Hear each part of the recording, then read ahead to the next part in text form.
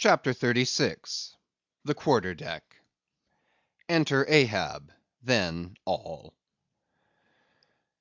It was not a great while after the affair of the pipe, that one morning, shortly after breakfast, Ahab, as was his wont, ascended the cabin gangway to the deck. There most sea captains usually walk at that hour, as country gentlemen, after the same meal, take a few turns in the garden. Soon his steady, ivory stride was heard, as to and fro he paced his old rounds, upon planks so familiar to his tread, that they were all over dented, like geological stones, with the peculiar mark of his walk. Did you fixedly gaze, too, upon that ribbed and dented brow, there also you would see still stranger footprints, the footprints of his one unsleeping, ever-pacing thought. But on the occasion in question, those dents looked deeper, even as his nervous step that morning left a deeper mark. And so full of his thought was Ahab, that at every uniform turn that he made, now at the mainmast and now at the binnacle, you could almost see that thought turn in him as he turned, and pace in him as he paced; so completely possessing him, indeed, that it all but seemed the inward mould of every outer movement. "D'ye mark him, Flask?" whispered Stubb. "The chick that's in him pecks the shell. 'Twill soon be out." The hours wore on. Ahab now shut up within his cabin, anon pacing the deck, with the same intense bigotry of purpose in his aspect. It drew near the close of day. Suddenly he came to a halt by the bulwarks, and inserting his bone leg into the auger hole there, and with one hand grasping a shroud, he ordered Starbuck to send everybody aft. "Sir," said the mate, astonished at an order seldom or never given on shipboard, except in some extraordinary case. "Send everybody aft," repeated Ahab. "Mastheads there, come down." When the entire ship's company were assembled, and with curious and not wholly unapprehensive faces were eyeing him, for he looked not unlike the weather horizon when a storm is coming up, Ahab, after rapidly glancing over the bulwarks, and then darting his eyes among the crew, started from his standpoint, and as though not a soul were nigh him, resumed his heavy turns upon the deck. With bent head and half slouched hat he continued to pace, unmindful of the wondering whispering among the men, till Stubb cautiously whispered to Flask that Ahab must have summoned them there for the purpose of witnessing a pedestrian feat. But this did not last long. Vehemently pausing, he cried, "What do ye do when ye see a whale, men?"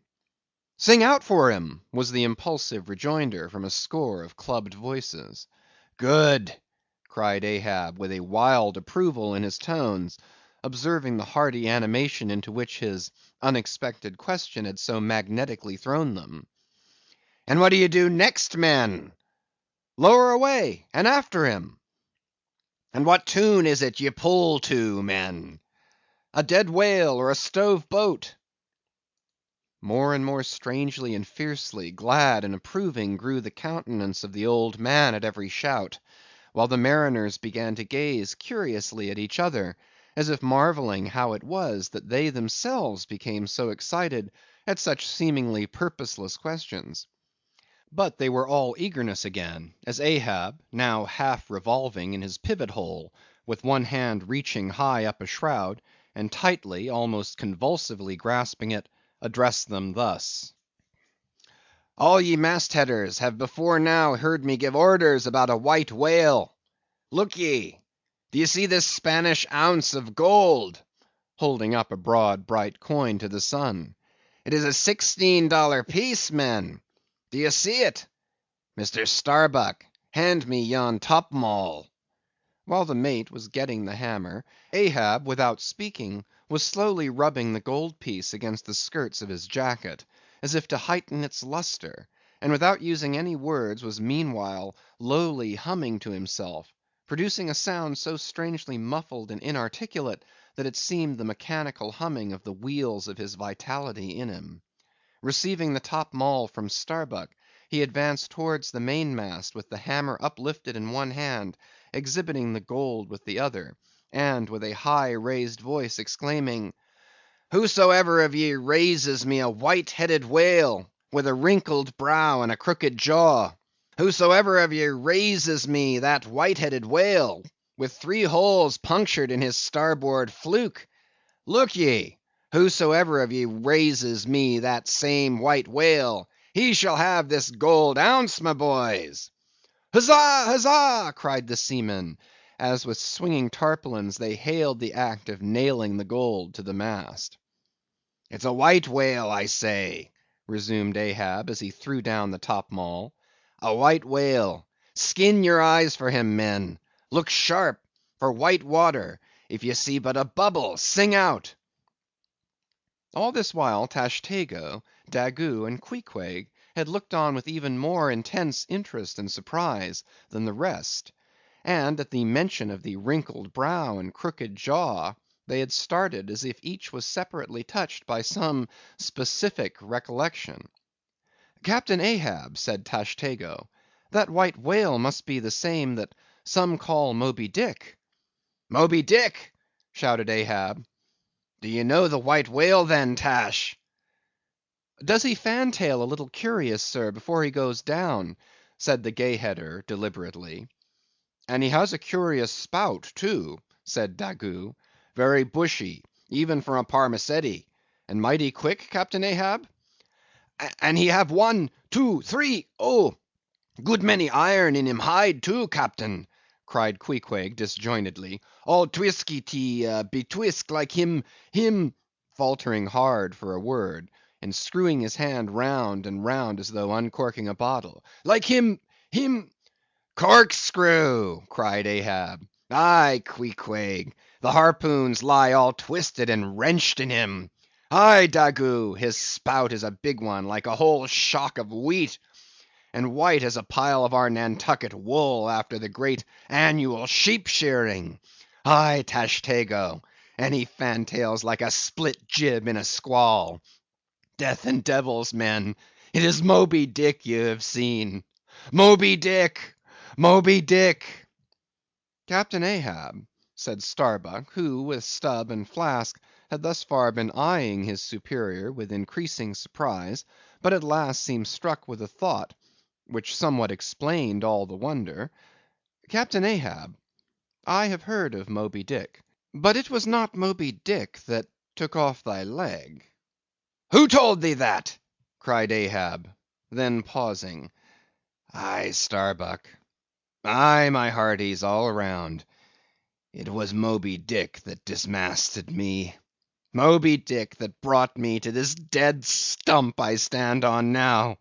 Aye, aye," he shouted with a terrific, loud, animal sob, like that of a heart-stricken moose. "Aye, aye, it was that accursed white whale that razed me, made a poor pegging lubber of me for ever and a day."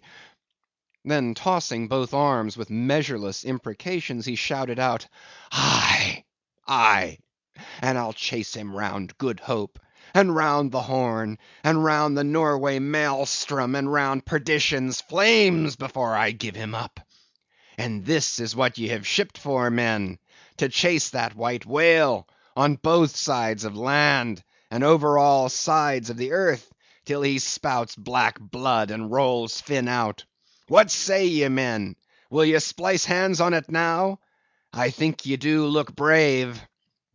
"Aye, aye," shouted the harpooneers and the seamen, running closer to the excited old man. "A sharp eye for the white whale! A sharp lance for Moby-Dick!" "God bless ye!" he seemed to half sob and half shout. "God bless ye, men! Steward, go draw the great measure of grog. But what's this long face about, Mr. Starbuck? Wilt thou not chase the white whale? Art not game for Moby-Dick?" "I am game for his crooked jaw, and for the jaws of death, too, Captain Ahab, if it fairly come in the way of the business we follow. But I came here to hunt whales, not my commander's vengeance. How many barrels will thy vengeance yield thee? even if thou gettest it, Captain Ahab. It will not fetch thee much in our Nantucket market. Nantucket market! Hoot! But come closer, Starbuck. Thou requirest a little lower layer. If money's to be the measurer, man, and the accountants have computed their great counting house the globe by girdling it with guineas, one to every 3 parts of an inch, then let me tell thee that my vengeance will fetch a great premium here. He smites his chest, whispered Stubb. What's that for? Methinks it rings most vast, but hollow. Vengeance on a dumb brute, cried Starbuck, that simply smote thee from blindest instinct. Madness! To be enraged with a dumb thing, Captain Ahab, seems blasphemous. Hark ye yet again. The little lower layer. All visible objects, man, are but as pasteboard and masks. But in each event, in the living act, the undoubted deed, there some unknown but still reasoning thing puts forth the mouldings of its features from behind the unreasoning mask. If man will strike, strike through the mask. How can the prisoner reach outside except by thrusting through the wall? To me the white whale is that wall, shoved near to me. Sometimes I think there's naught beyond, but 'tis enough. He tasks me, he heaps me. I see in him outrageous strength, but with an inscrutable malice sinewing it. That inscrutable thing is chiefly what I hate. And be the white whale agent, or be the white whale principal, I will wreak that hate upon him. Talk not to me of blasphemy, man. I'd strike the sun if it insulted me. For could the sun do that, then I could do the other, since there is ever a sort of fair play herein, jealousy presiding over all creations. But not my master man is even that fair play. Who's over me? Truth hath no confines. Take off thine eye, more intolerable than fiends' glarings as a doltish stare. So, thou reddenest and palest. My heat has melted thee to anger glow. But look ye, Starbuck, what is said in heat, that thing unsays itself. There are men from whom warm words are small indignity. I meant not to incense thee. Let it go. Look. See yonder Turkish cheeks of spotted tawn, living, breathing pictures painted by the sun. The pagan leopards, the unrecking and unworshipping things that live and seek and give no reason for the torrid life they feel. The crew, man, the crew, are they not one and all with Ahab in this matter of the whale? See Stubb, he laughs. See yonder Chilian, he snorts to think of it. Stand up amidst the general hurricane, thy one tossed sapling cannot, Starbuck. And what is it? Reckon it. 'Tis but to help strike a fin, no wondrous feat for Starbuck. What is it more? From this one poor hunt, then, the best lance out of all Nantucket, surely he will not hang back, when every foremast hand has clutched a whetstone. Ah, constraining seize thee, I see, the billow lifts thee. Speak, but speak. Aye, thy silence then, that voices thee. Aside. Something shot from my dilated nostrils. He has inhaled it in his lungs. Starbuck now is mine. Cannot oppose me now without rebellion. God keep me, keep us all, murmured Starbuck lowly. But in his joy at the enchanted, tacit acquiescence of the mate, Ahab did not hear his foreboding invocation, nor yet the low laugh from the hold, nor yet the presaging vibrations of the winds in the cordage, nor yet the hollow flap of the sails against the masts, as for a moment their hearts sank in. For again Starbuck's downcast eyes lighted up with the stubbornness of life. The subterranean laugh died away, the winds blew on, the sails filled out, the ship heaved and rolled as before. Ah, ye admonitions and warnings, why stay ye not when ye come? But rather are ye predictions than warnings, you shadows. Yet not so much predictions from without, as verifications of the foregoing things within. For with little external to constrain us, the innermost necessities of our being, these still drive us on. "The measure! The measure!" cried Ahab. Receiving the brimming pewter, and turning to the harpooneers, he ordered them to produce their weapons. Then ranging them before him near the capstan, with their harpoons in their hands, while his three mates stood at his side with their lances, and the rest of the ship's company formed a circle round the group, he stood for an instant searchingly eyeing every man of his crew. But those wild eyes met his, as the bloodshot eyes of the prairie wolves meet the eye of their leader, ere he rushes on at their head in the trail of the bison, but alas, only to fall into the hidden snare of the Indian. "Drink and pass," he cried, handing the heavy charged flagon to the nearest seaman. "The crew alone now drink. Round with it, round! Short draughts, long swallows, men; 'tis hot as Satan's hoof. So, so, it goes round excellently. It spiralizes in ye, forks out at the serpent's snapping eye. Well done, almost drained. That way it went, this way it comes. Hand it me. Here's a hollow. Men, you seem the years, so brimming life is gulped and gone. Steward, refill. Attend now, my braves. I have mustered ye round this capstan. And ye mates, flank me with your lances, and ye harpooneers, stand there with your irons, and you stout mariners, ring me in, that I may in some sort revive a noble custom of my fisherman fathers before me.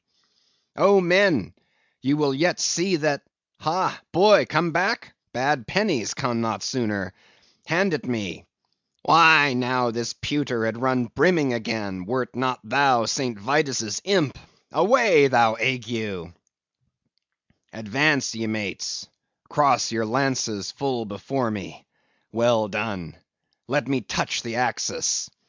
So saying, with extended arm he grasped the three level radiating lances at their cross centers, while so doing suddenly and nervously twitched them.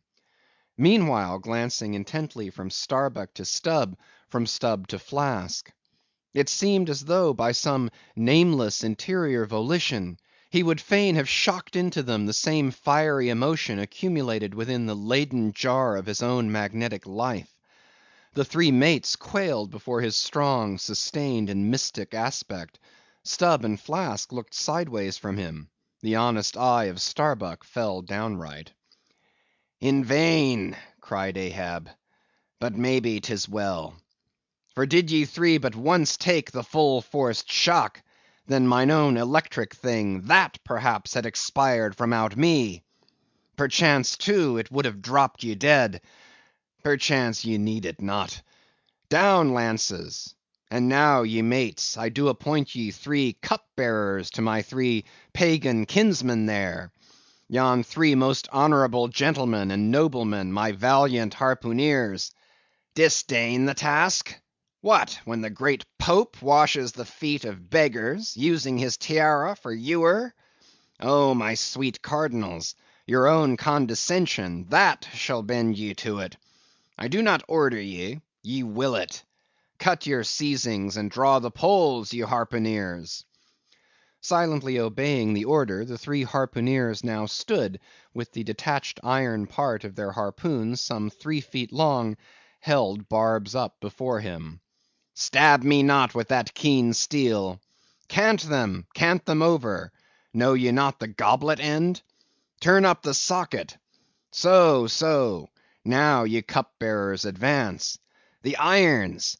Take them, hold them while I fill. Forthwith, slowly going from one officer to the other, he brimmed the harpoon sockets with the fiery waters from the pewter. Now 3 to 3 ye stand. Commend the murderous chalices. Bestow them, ye who are now made parties to this indissoluble league. Ha! Starbuck! But the deed is done. Yon ratifying sun now waits to sit upon it. Drink, ye harpooneers! Drink and swear, ye men that man the deathful whaleboat's bow. Death to Moby-Dick! God hunt us all if we do not hunt Moby-Dick to his death! The long barbed steel goblets were lifted, and to cries and maledictions against the white whale, the spirits were simultaneously quaffed down with a hiss. Starbuck paled, and turned and shivered.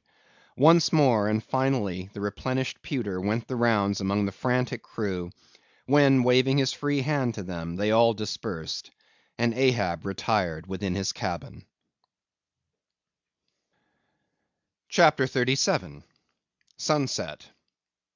The cabin, by the stern windows, Ahab sitting alone, and gazing out.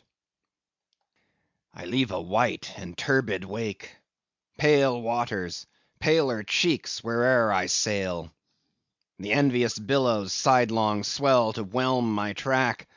Let them, but first I pass. Yonder, by the ever brimming goblet's rim, the warm waves blush like wine. The gold brow plumbs the blue. The diver sun, slow dived from noon, goes down. My soul mounts up. She wearies with her endless hill. Is then the crown too heavy that I wear, this iron crown of Lombardy? Yet it is bright with many a gem. I, the wearer, see not its far flashings, but darkly feel that I wear that dazzlingly confounds. 'Tis iron, that I know, not gold. 'Tis split too, that I feel.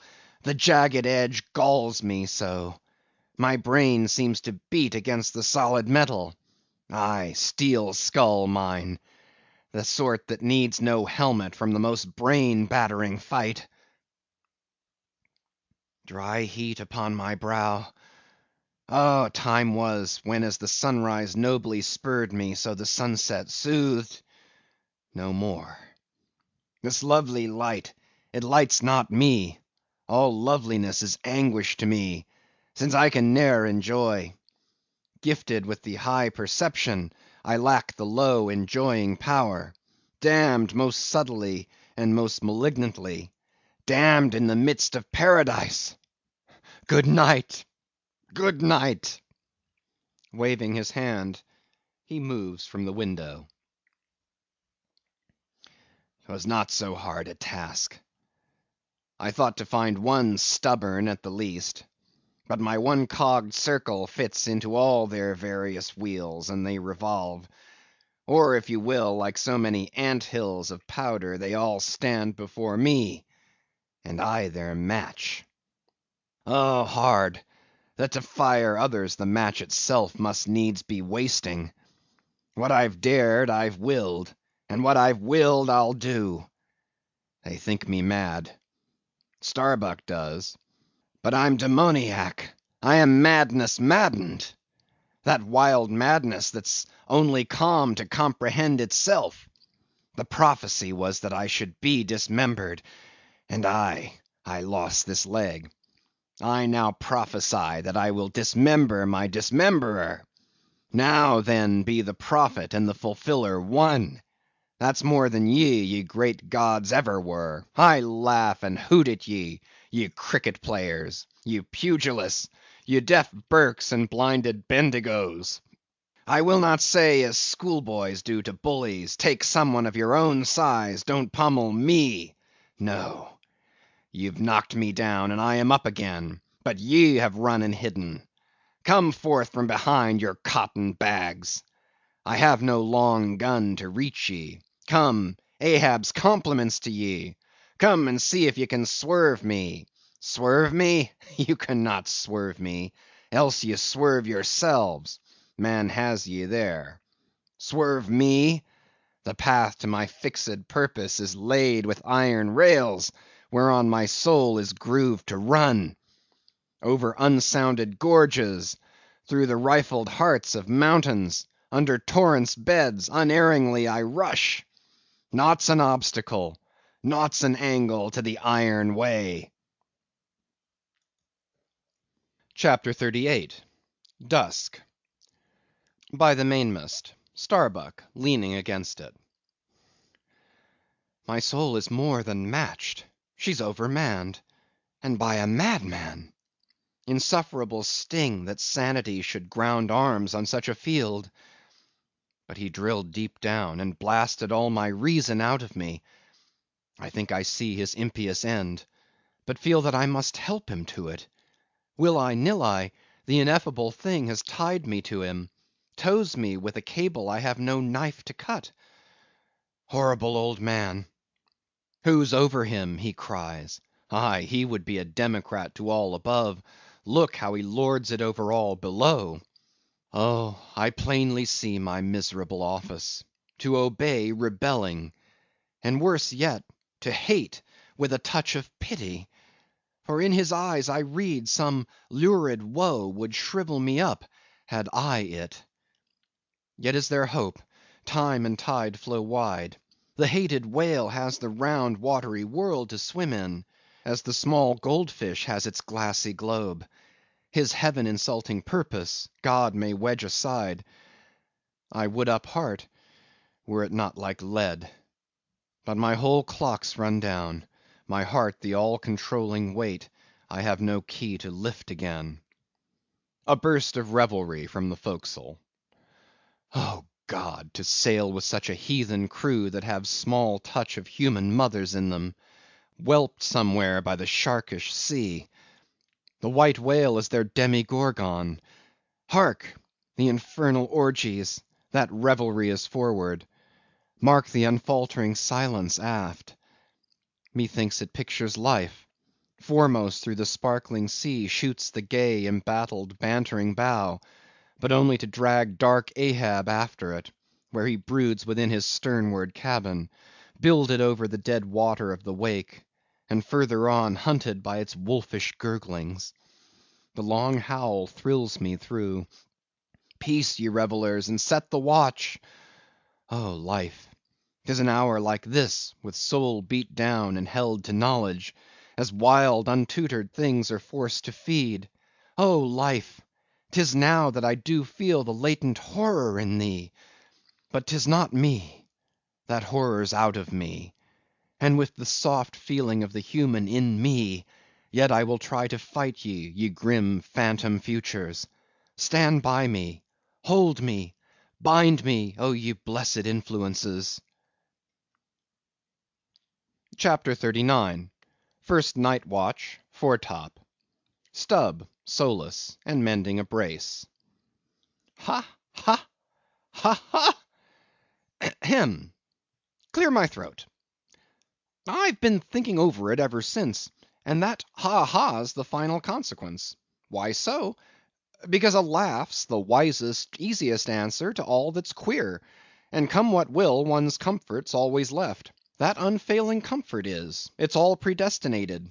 I heard not all his talk with Starbuck, but to my poor eye Starbuck then looked something as I the other evening felt. Be sure the old Mogul had fixed him too. I twigged it, knew it; had the gift, might readily have prophesied it; for when I clapped my eye upon his skull I saw it. Well, Stubb, wise Stubb, that's my title. Well, Stubb, what of it, Stubb? Here's a carcass. I know not all that may be coming, but be it what it will, I'll go to it laughing. Such a waggish leering as lurks in all your horribles. I feel funny. Fala, lira, skira. What's my juicy little pair at home doing now? Crying its eyes out? Giving a party to the last arrived harpooneers, I dare say. Gay as a frigate's pennant, and so am I. Fala, lira, skira. Oh! We'll drink to night with hearts as light, to love as gay as fleeting, as bubbles that swim on beaker's brim, and break on the lips while meeting.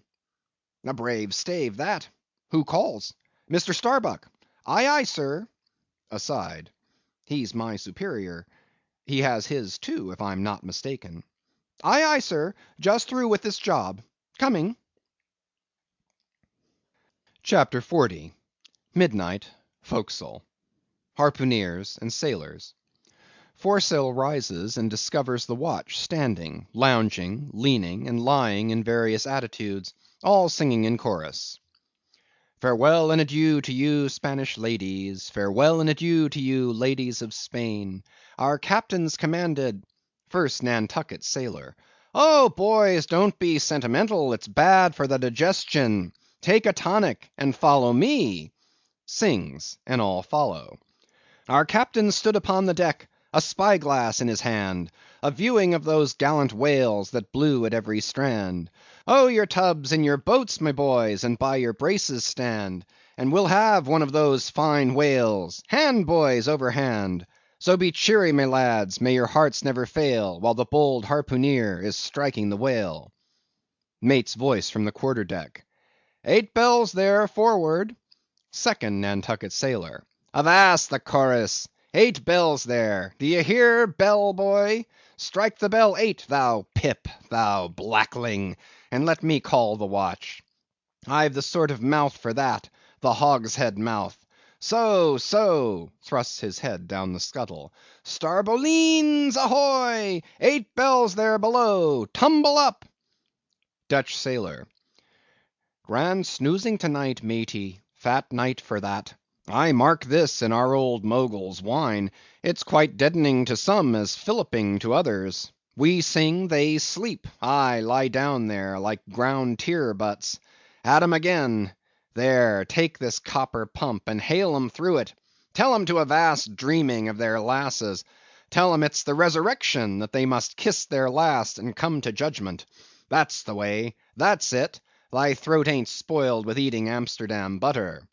French sailor. Hist, boys! Let us have a jig or two before we ride to anchor in Blanket Bay. What say ye? There comes the other watch. Stand by, all legs. Pip! Little Pip! Hurrah with your tambourine! Pip, sulky and sleepy. Don't know where it is. French sailor. Beat thy belly then, and wag thy ears. Jig it, men, I say, merry's the word. Hurrah! Damn me, won't you dance? Form now, Indian file, and gallop into the double shuffle. Throw yourselves! Legs, legs! Iceland sailor. I don't like your floor, matey, it's too springy to my taste. I'm used to ice floors. I'm sorry to throw cold water on the subject, but excuse me. Maltese sailor. Me too. Where's your girls? Who but a fool would take his left hand by his right and say to himself, how do you do? Partners! I must have partners. Sicilian sailor. Aye, girls and a green. Then I'll hop with ye, yea, turn grasshopper. Long Island sailor. Well, well, ye sulkies, there's plenty more of us. Hoe corn when ye may, say I. All legs go to harvest soon. Ah, here comes the music, now for it. Azore sailor, ascending, and pitching the tambourine up the scuttle. Here you are, Pip, and there's the windlass bits, up you mount. Now, boys. The half of them dance to the tambourine, some go below, some sleep or lie among the coils of rigging. Oaths aplenty. Azore sailor, dancing. Go to it, Pip! Bang it, bell boy! Rig it, dig it, stig it, quig it, bell boy! Make fireflies, break the jinglers. Pip. Jinglers, you say? There goes another, dropped off, I pound it so. China sailor. Rattle thy teeth then, and pound away, make a pagoda of thyself. French sailor. Mary mad! Hold up thy hoop, Pip, till I jump through it. Split jibs! Tear yourselves! Tashtego, quietly smoking. That's the white man. He calls that fun. Humph! I save my sweat. Old Manx sailor. I wonder whether those jolly lads bethink them of what they are dancing over. I'll dance over your grave, I will. That's the bitterest threat of your night women, that beat headwinds round corners. Oh, Christ! To think of the green navies and the green-skulled crew. Well, well, belike the whole world's a ball, as you scholars have it, and so 'tis right to make one ballroom of it. Dance on, lads, you're young. I was once. Third Nantucket sailor. Spell! Oh, whew! This is worse than pulling after whales in a calm. Give us a whiff, Tash. They cease dancing and gather in clusters. Meantime the sky darkens, the wind rises. Lascar sailor. By Brahma, boys, it'll douse sail soon. The sky-born, high-tide Ganges turn to wind. Thou showest thy black brow, Siva. Maltese sailor, reclining and shaking his cap. It's the waves. The snow-caps turn to jig it now. They'll shake their tassels soon. Now would all the waves were women, then I'd go drown, and chassis with them evermore. There's naught so sweet on earth, heaven may not match it, as those swift glances of warm, wild bosoms in the dance, when the over-arboring arms hide such ripe, bursting grapes. Sicilian sailor, reclining. Tell me not of it. Hark ye, lad, fleet interlacings of the limbs, lithe swayings, coyings, flutterings, lip, heart, hip, all graze, unceasing touch and go. Not taste, observe ye, else come satiety. Eh, pagan? Nudging. Tahitian sailor, reclining on a mat. Hail, holy nakedness of our dancing girls, the Hiva Hiva! Ah, low-veiled, high-palmed Tahiti, I still rest me on thy mat, but the soft soil has slid. I saw thee woven in the wood, my mat. Green the first day I brought ye thence, now worn and wilted quite. Ah me! not thou nor I can bear the change. How then, if so be transplanted to yon sky? Hear I the roaring streams from Pirohite's peak of spears when they leap down the crags and drown the villages? The blast! the blast! Up, spine, and meet it!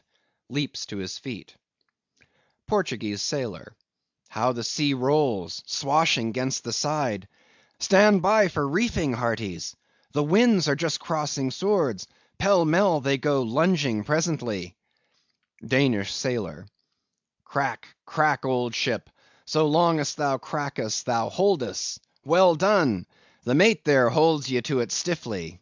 He's no more afraid than the Isle fort at Kattegat, put there to fight the Baltic with storm-lashed guns, on which the sea salt cakes. Fourth Nantucket sailor. He has his orders, mind ye that. I heard old Ahab tell him he must always kill a squall, something as they burst a water-spout with a pistol. Fire your ship right into it. English sailor. Blood! But that old man's a grand old cove. We are the lads to hunt him up his whale. All. Aye, aye! Old Manx sailor. How the three pines shake! Pines are the hardest sort of tree to live when shifted to any other soil. And here there's none but the crew's cursed clay. Steady, helmsman, steady! This is the sort of weather when brave hearts snap ashore, and keeled hulls split at sea. Our captain has his birthmark. Look yonder, boys, there's another in the sky, lurid like, ye see, all else pitch black. Daggoo. What of that? Who's afraid of black's afraid of me. I'm quarried out of it. Spanish sailor, aside. He wants to bully, eh? The old grudge makes me touchy. Advancing. Aye, harpooneer, thy race is the undeniable dark side of mankind, devilish dark at that. No offence. Daggoo, grimly. None. St. Jago's sailor. That Spaniard's mad or drunk, but that can't be, or else in his one case our old Mogul's fire-waters are somewhat long in working. Fifth Nantucket sailor. What's that I saw? Lightning? Yes. Spanish sailor. No. Daggoo showing his teeth. Daggoo, springing. Swallow thine, mannikin! White skin, white liver. Spanish sailor, meeting him. Knife thee heartily, big frame, small spirit. All. A row! A row! A row! Tashtego, with a whiff. A row alow and a row aloft. Gods and men, both brawlers. Humph! Belfast sailor. A row! Hurrah! A row! The Virgin be blessed! Hurrah! Plunge in with ye! English sailor. Fair play! Snatch the Spaniard's knife! A ring, a ring! Old Manx sailor. Ready formed. There, the ringed horizon. In that ring Cain struck Abel. Sweet work, right work. No? Why then, God, madest thou the ring? Mate's voice from the quarter deck. Hands by the halyards! In top gallant sails! Stand by to reef topsails! All. The squall! The squall! Jump, my jollies! They scatter. Pip, shrinking under the windlass. Jollies? Lord help such jollies! Crish, crash! There goes the jibstay!